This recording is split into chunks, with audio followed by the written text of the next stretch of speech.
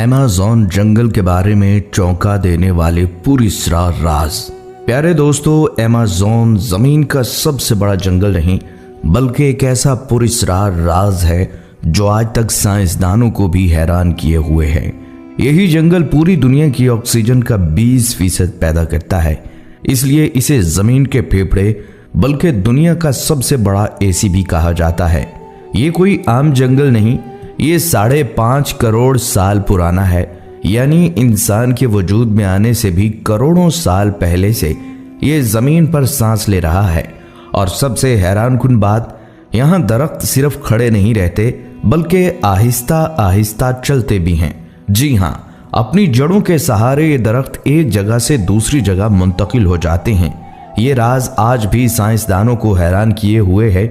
लेकिन सिर्फ यही नहीं, इस जंगल में एक से बढ़कर एक खौफनाक और पुरस्कार जानवर आपको देखने को मिलेगा जो अपनी होलनाकी से इंसान को भी हिला कर रख दे।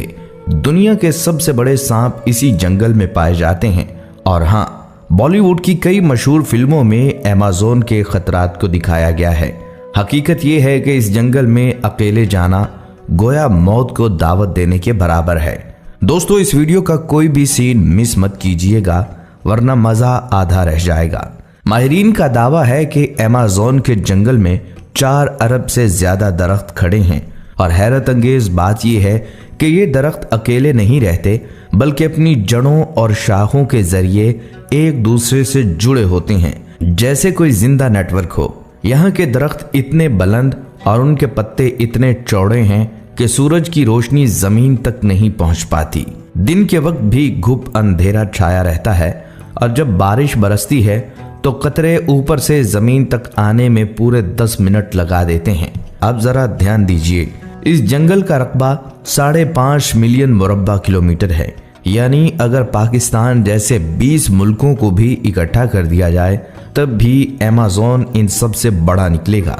जरा सोचिए, दुनिया में और कहां ऐसा मंजर देखने को मिलता है।